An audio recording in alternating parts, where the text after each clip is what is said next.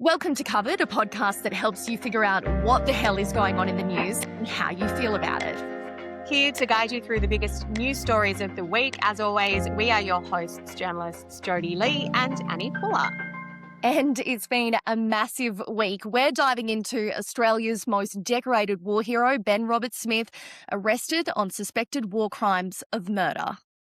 Our second story this week is US breakfast TV host Savannah Guthrie has returned to the set of the Today Show months after her elderly mother was abducted from her home.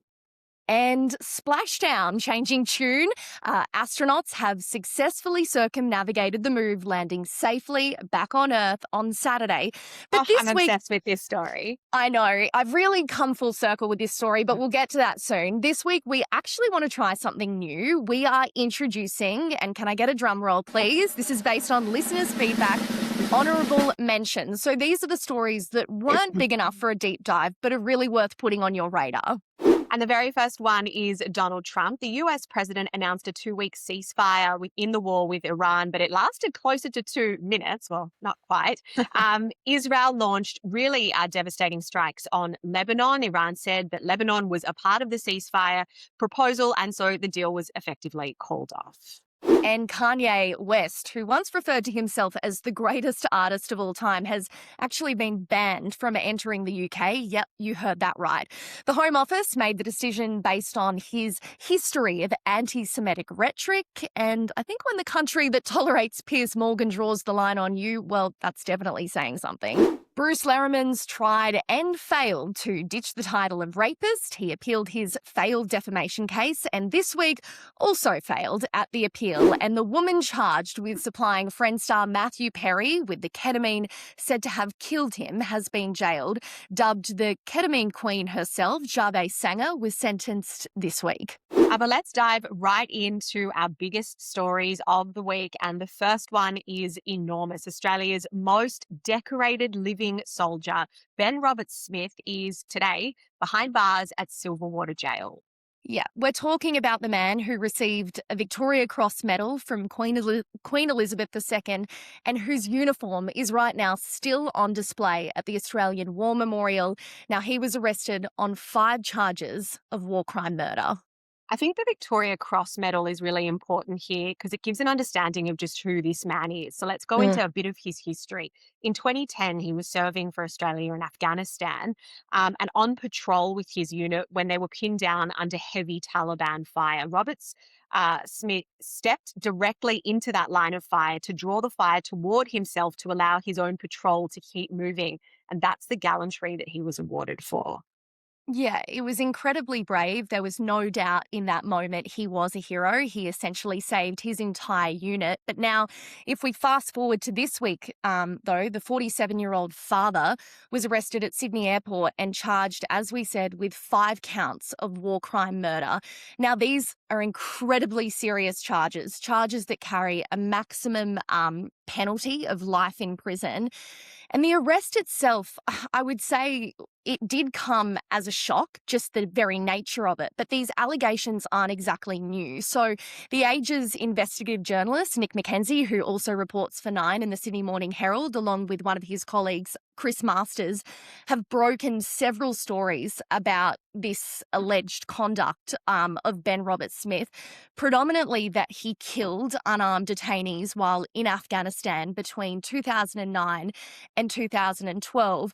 Now, it's been a whole thing. It's been playing out for several years. Roberts-Smith essentially sued Nine and the papers for defamation. He lost that, and a judge actually found that there was substantial truth on what they call the balance of probabilities, that he was actually responsible for the death of these 4 detainees. So what you're referring to there is a civil defamation case, and now he's been arrested on criminal charges. He's facing a criminal potentially trial. But let's park that for a second and talk about his arrest, because I found this quite shocking. You said it didn't come so much as a surprise because we'd heard about the charges, but the way that he was arrested was quite jarring, I thought. He was pulled off a flight. He was on a domestic flight, pulled off a plane in front of his 15-year-old daughters. And the AFP filmed this. There were officers on the ground with cameras. There were also media who were tipped off, who were there at the airport to capture the entire thing. Yeah, it felt really like a fairly big media show, almost like he was being paraded by these detectives, which is a very bold public statement by the AFP that they've essentially taken this action, that they've decided to arrest him in this manner. And the timing of this is also really intriguing. It's happening just 2 weeks before one of the most significant days on the Australian calendar, being Anzac Day, the day that we celebrate, commemorate our servicemen and women. This, for me at least, didn't feel like an accident. It was a really clear message. It's also in spite of allegations that Robert Smith's lawyers had actually tried to engage with police for some time. They had apparently offered for him to come in for an interview to try and avoid this kind of public spectacle. There's also reports that he had called a contact at the AFP himself and said, "Hey, if this is going to happen, can you give me the heads up because I will hand myself in." I think that was because he didn't want his children to see it happen in real time, Mm, but unfortunately they did. What this says, and the reason police would film something like this and then distribute it, is it's them doing their best work, right? This is what our law enforcement is there for, mm. to capture and then prosecute people. And they got, they did that in real time. And that's kind of why they probably viewed this as a PR opportunity too good to pass up. I guess it just doesn't sit well with me because in the Australian legal system, you are entitled to the presumption of innocence until proven guilty. And I think this was already such a high profile case that so many people had read about during the defamation trial, that civil trial. It Mm. makes it difficult and paints him in a pretty grim light ahead of the legal proceedings, which I find really tricky and potentially could jeopardize any trial. Yeah, I think you do have to somewhat question the optics of all of this. This is an arrest that would have had to have been green lighted, signed off by the Attorney General, possibly even the Prime Minister. So there's a lot of questions being asked, answers that no doubt will come out in the coming weeks and months. But Ben Robert Smith has a very long, fierce list of supporters, and they have essentially come out swinging in the wake of this. Pauline Hanson, former Prime Minister Tony Abbott, and billionaire Gina Rinehart have essentially fiercely defended Ben Robert Smith. Gina actually put out a statement and she said, "Have we lost sight of the fact that in our inadequately defended country facing uncertain times, the morale of our Defence Force has already been brought to its lowest ebb since inception? Our defence personnel numbers are inadequate and recruitment is suffering."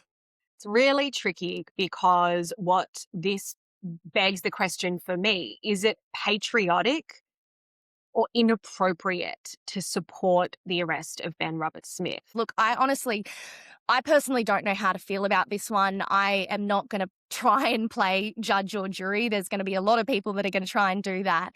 But what we do know is that there's been a lot of legitimate criticism about how long Australian troops were actually left in Afghanistan, the fog of war, the toll that prolonged exposure to that environment actually takes on people. And I can't begin to understand any of that.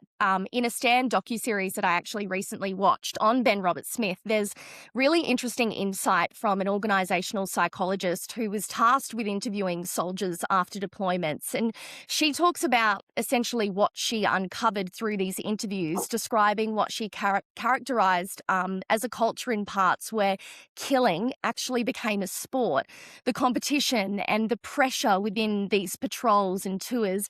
Now, this doesn't speak directly to the individual charges, but I think it does add a bit of a layer to how all of this is actually being understood. Oh, no doubt. It's an incredibly high pressure, stressful, demanding job and Mm, service that these people provide for our liberty and safety. Having said that, there's this rhetoric that's doing the rounds at the moment. That is, if you support the prosecution, if you're okay with Ben Robert Smith being taken into custody, then you're okay, like essentially piling on our diggers. And that's what I have a real problem with. I think that's pretty dangerous, that line of thinking. I think on some level, or not on some level, I think two things can be true at the same time. You can believe mm, Australian soldiers served with honour and be very grateful for that and for them, and still believe that if one of them allegedly did the wrong thing at any time, that they should be held to account. In my view, kind of like the truly patriotic position is accountability, mm.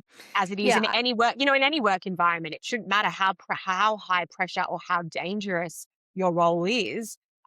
if you are found to have done the wrong thing, then Mm, I think the Australia that we all know and love is not an Australia of double standards. And that means that if you have done the mm. wrong thing and are found to have done that, then you need to face consequences. Yeah, and ultimately, I think we can have faith in our justice system. He is going to be in the hands of the court. But speaking of standards, it's actually worth noting the different standards for proof Ben Roberts-Smith will actually have to face in a criminal trial as opposed to the civil defamation trial he fought and lost. Now, in a civil case, the charges need to be proven, as I mentioned earlier, on the balance of probability. So that's essentially more than 50% likelihood. But in a criminal trial, it's completely different. It's beyond reasonable doubt. That is essentially the biggest crux. So that's a much higher bar you need to convince, most likely a jury, that a crime was committed, not that it just happened.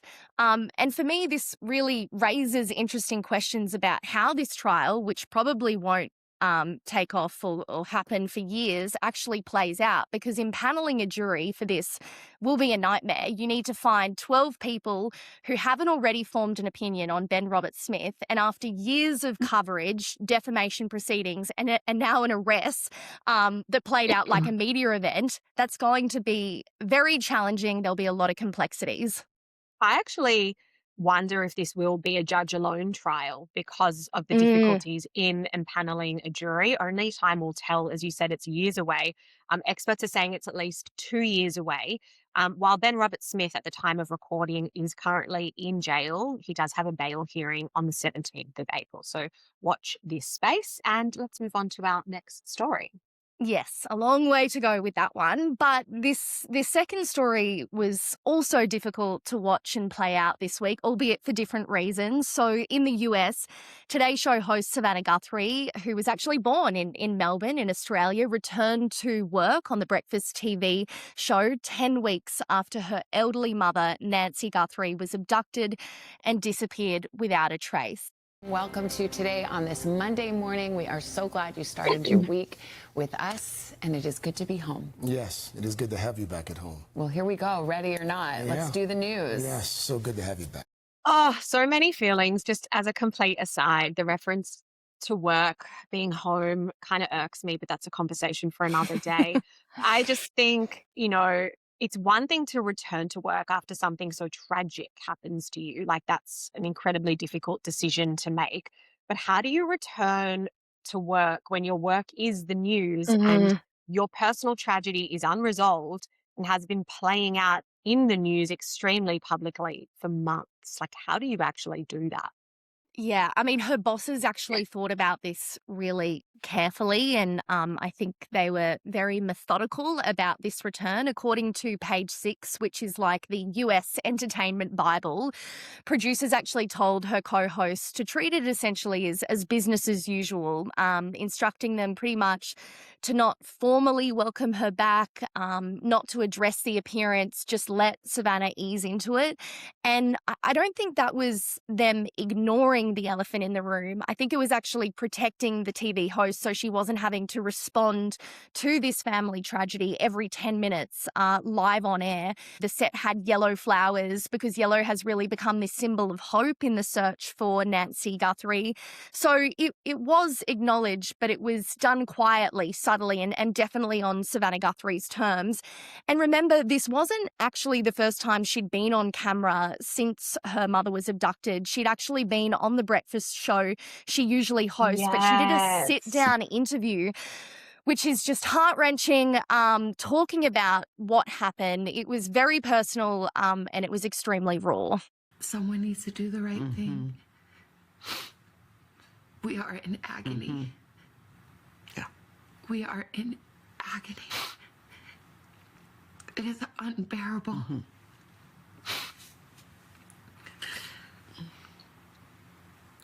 And to think of what she went through. I wake up every night, in the middle of the night, every night. And in the darkness, I imagine her terror. And it is unthinkable But those thoughts demand to be thought. Yeah. And I will not hide my face. See, it's that. Okay, so I have actually seen this before. Mm, Um, and so when at the very end she says, I will not hide my face, I think that's very telling. And if I remember correctly, the tone of this sit down interview that she did was she was very emotional and very raw and very vulnerable, as you can see there. But I feel like she was also quite strategic. A lot of the messaging kind of harked me back to my police reporting days and some of the messaging that police instruct victims to use when they do an appeal. And that's why I actually think now that we've revisited this sit down, I wonder if her return to work is more strategic than it is anything else. Yes, there's an element of like, mm, we need to get back to some semblance of normalcy, but there's also this is still an open case. This is still a missing persons case with $1 million reward for information about Nancy Guthrie. So I wonder if investigators, because it's sort of run a little cold, like there aren't that many new leads. So I wonder if investigators have said, hey, you have this incredibly public facing role. We need you to go back to work to keep this front of mind. You have to remember that someone knows something.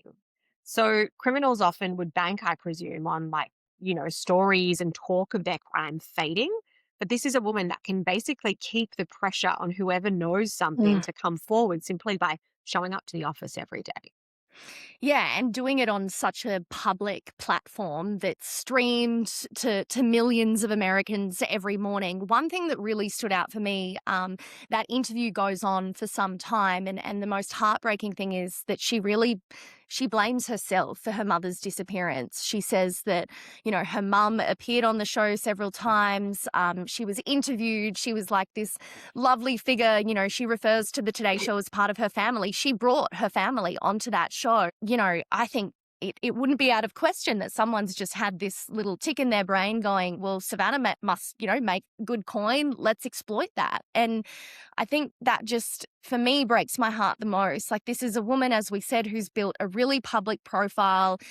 She's worked incredibly hard for it. She's climbed the ladder to get to the very top and is now wondering whether the very thing she worked for is the reason that her mother was snatched from her bed in the middle of the night in her pajamas, this little old lady just going to sleep and plucked. And there's this actual doorbell camera footage showing a man who approaches that family home. And Savannah was saying in the interview that she literally replays that moment over and over and over again in her head. Like, it would just be all consuming.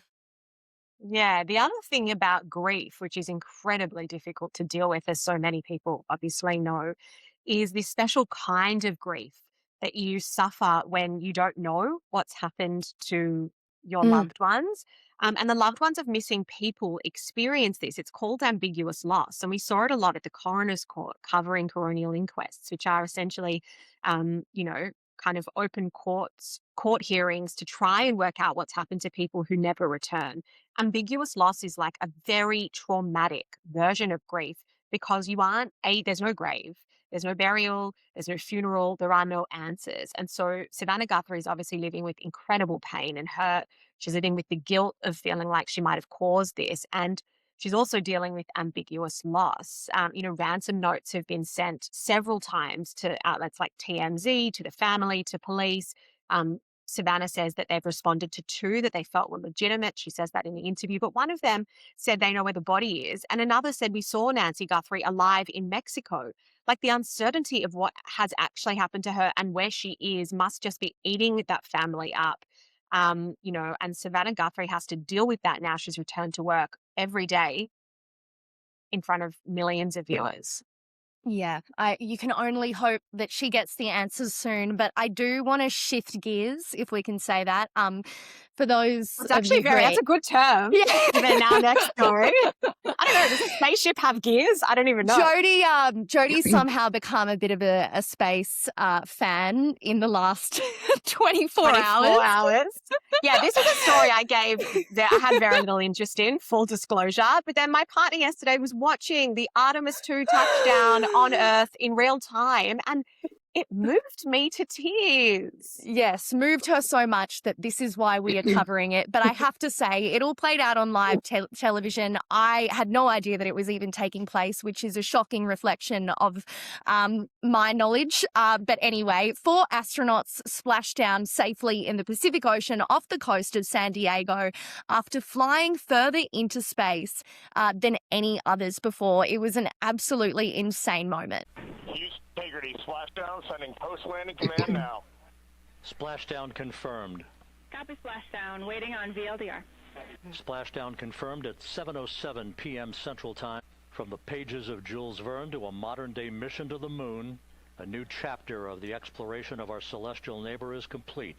Can I just say, okay, it's got me in the feels, a lot like a good play-by-play call during a sporting match. That commentator, I listened to him for, 2 hours, but he just had it on in the lounge room yesterday morning. He was poetry in motion. The way he called that, it was unbelievable.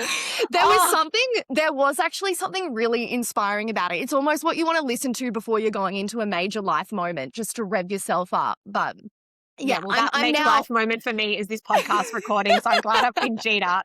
But let's just talk about some of the statistics that clearly you had no idea about, and I didn't know until yesterday. So it's NASA's Artemis II mission. It undertook a near-perfect, they actually used the term a bullseye landing. So it was a near-perfect 9-day mission to the moon and back. They circumnavigated the moon, so they went around the back of the moon. They didn't actually land on it. This was a preparatory mission so that Artemis III can potentially land on the moon. On board were Commander Reed Wiseman, pilot Victor Glover, who is the first African-American man to reach the moon, and mission specialists Christina Koch and Canadian astronaut Jeremy Hansen. So this is insane. The highest speed it reached was 33 times the speed of sound. But then once it entered back into the Earth's atmosphere, it used those parachutes that you saw to slow it down to 19 miles an hour. That's craziness. It was so poetic, so beautiful. And I also have to admit something incredibly embarrassing. So as I said, I was mesmerized not only by what it looked like, but obviously the sound of the commentary. And you can hear them speaking from NASA HQ. You can hear them talking to the crew on board, which is awesome. And it made me realize, because NASA headquarters is in Houston, Texas. I know where this is going. Yeah. And every time they patched back to the spacecraft, they'd be like, Houston. And I realized where the phrase, Houston, we have a problem. I realized that's where it came from. And I ran out of I literally ran out of the bedroom, and I was like, oh my God, babe, I've realized it. And Drew was like, oh. I'm so glad that you've been on such an educational and spiritual journey, and that you've also taken me along for the ride. I had not been paying nearly enough attention. And when Jodie, she literally called me, she's like, if there's one thing you have to do, you have to watch this splashdown video. I'm like, okay, great. Putting that to the top of the priority list. But it is genuinely phenomenal. I also heard this theory on another podcast that actually resonated quite hard with me, considering that I had been clearly on another planet, but that we've been so saturated by Hollywood movies, the Interstellars, the Gravities, the Star Wars, that when real space travel actually happens, it doesn't register the same way. Our brains just go, yep, seen it. It's almost too cinematic to feel real. But yeah, I just want to clarify, this wasn't CGI. This was actually real. And it was incredible. You know what's interesting about that? Because you're right. We have been saturated with computer generated images of what space looks like. But we also have billionaires like Bezos who tried to do this and sent up, Katy Perry and his wife. For me, that just didn't have the same sense of awe that Artemis II did. And I read something that called it competency porn. And I actually think that that's what it is. This is for real people with real lives and real stories who have managed to do the unthinkable. And it's that sort of triumph over personal adversity and just the power of humanity that I think got me. And it feels like Bezos, whatever, boring, cash. Whatever, Not Katy impressed. Perry. Not Yeah. impressed by you. No, but Yeah. I think also the stakes were just so high here. Before it splashed down, there's apparently this 6-minute blackout window where the crew lose comms. So in that 6 minutes, everyone essentially in the control center is just waiting for them to actually resurface and let everyone know that they're okay. And it's that period of time that is the most risky that anything can happen. I listened to this interview with NASA's associate administrator, and he said when you fly any crew, you can almost be paralyzed by the risk because you become so close to them, you know their families, you understand what's at stake. And he finished with 53 years ago, humanity left the moon. This time, we return to stay. Anyway, I'm sitting there watching this like I just survived a night camping in the Northern Territory. So we're all achieving things. Big things to the moon and back. But I do want to talk about Christina Koch, the woman who was on the flight. For context, she spent almost a year living on the International Space Station back in 2019, which is kind of like just this science lab where they just conduct all this incredible research orbiting Earth with people full time. And she was there just before the pandemic. So she knows space incredibly well. She's extremely experienced. And I think what's been so amazing about Artemis II for me is not only the landing, but how these astronauts have approached this mission. They're all incredibly wise, grounded, humble people. So I actually want to play this. Can we listen to what Christina said? Thing that changed for me looking back at Earth was that I found myself noticing not only the beauty of the Earth, but how much blackness there was around it, and how it just made it even more special. It truly emphasized how alike we are, how the same thing keeps every single person on planet Earth alive. We evolved on the same planet. We have some shared things about how we love and live that are just universal.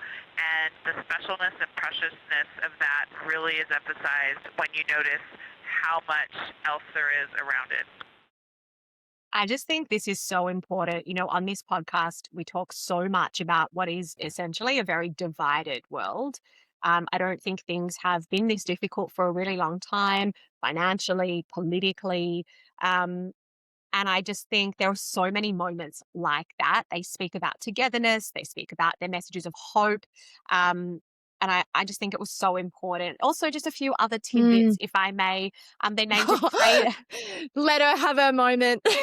My PhD in Artemis II. They named a crater on the moon after their aircraft. It's called Integrity. I'm obsessed with it. They also got a call from Donald Trump, who manages to sneak into every story. And I guess it really begs the question, like, can you go anywhere in this universe for a moment of peace and quiet? No, I don't know. you can't.